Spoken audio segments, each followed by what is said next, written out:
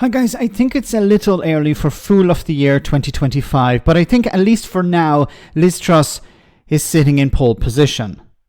So some pretty bad news is coming in for the Chancellor Rachel Reeves and Keir Starmer's government in regards to a weak pound and rising borrowing costs. Someone has attempted to distract the public from such a crisis for Labour by injecting herself into the debate at the worst possible time. Liz Truss and her lawyers have sent a cease and desist letter to Keir Starmer over claims she and her mini-budget crashed the economy.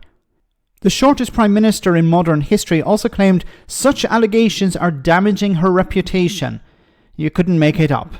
Some breaking news. The former Prime Minister Liz Truss has sent a cease and desist letter to Sir Keir Starmer over his repeated claims that she crashed the economy.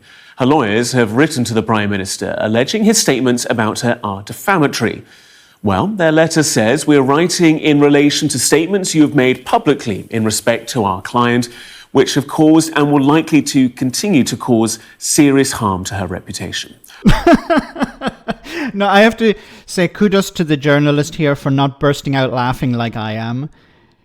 You know, serious harm to her reputation. Liz Truss still has a reputation. Honestly, does she believe she has a reputation? Do her lawyers believe she still has a reputation? My goodness. Of particular concern are the false and defamatory public statements you made about our client in the lead-up to the UK general election from late May 2024, at a time when you knew or ought to have known that, 1, those statements were false, and 2, the statements were likely to materially impact public opinion of our client while she was standing as the parliamentary candidate for the Conservative Party in South West Norfolk. This is a pile of crap because, as I mentioned before, and Sir John Curtis has pointed out on a number of occasions, the mini-budget seriously damaged the Conservative Party. It's not just Liz Truss that suffered the consequences of the mini-budget at the election. Conservatives in general suffered. Now, it cost the Conservatives 6 percentage points. The only other thing that caused so much damage was Partygate, Boris Johnson's Partygate. Now, Liz Truss can say, how dare you suggest that I crashed the economy? The public perception of the Conservatives was completely destroyed when it came to the economy. The Conservatives used to be able to present themselves wrongly, in my opinion, but they were able to convince the public that they were the party of sound fiscal responsibility.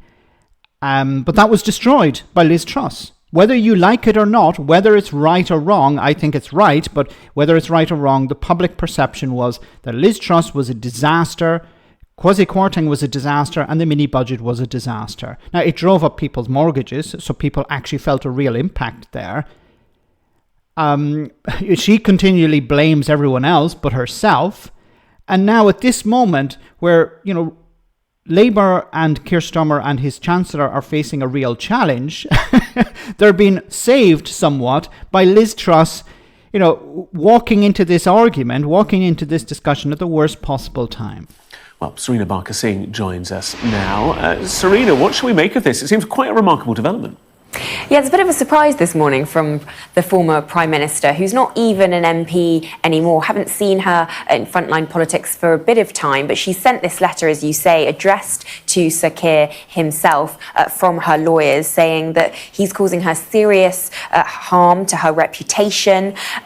Of course, this is all over her mini-budget, which did have serious ramifications to the economy, but she's taking issue with the specific words that Keir Starmer has said. So she's pulled out some quotes. She says he has said that Liz Truss crashed the economy and has written out dates when he's used that language. Now, I've looked at the dates. These are all during the general election when mudslinging between politicians happened on both sides. And 2 of the dates she's pulled out was actually during a televised debate.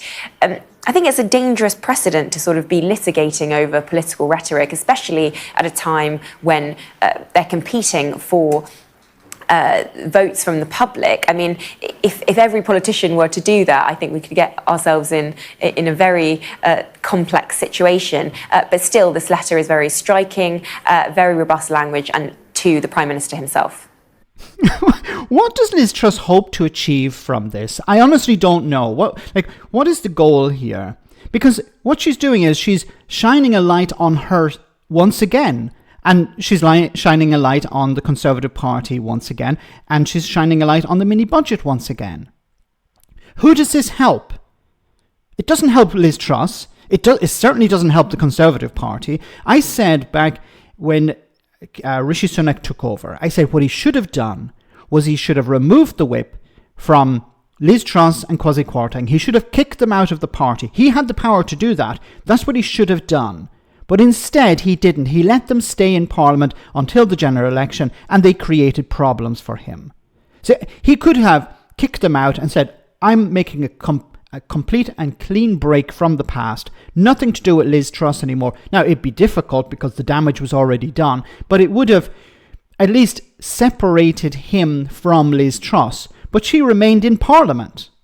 And she kept banging on about how it wasn't her fault and it was the deep state and it was the blob and it was this, that and the other, blaming everyone else but herself.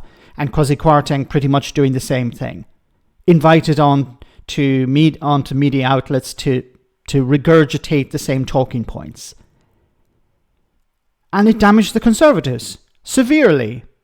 And I think, in a sense, at least in the short term and medium term, the public are going to look at the Conservatives as a disaster when it comes to the economy. You know, they used to be the party who, wrongly so, but they used to be the party that the public perceived as strong on the economy. And Liz Truss and her mini-budget destroyed that. Liz Truss thinks it's not true, but that's the reality of the situation. So why the heck is she coming back now? What the hell does she hope to achieve? Let me know in the comment section, guys, what you think about all of this. As always, your comments are greatly appreciated. Thanks a lot.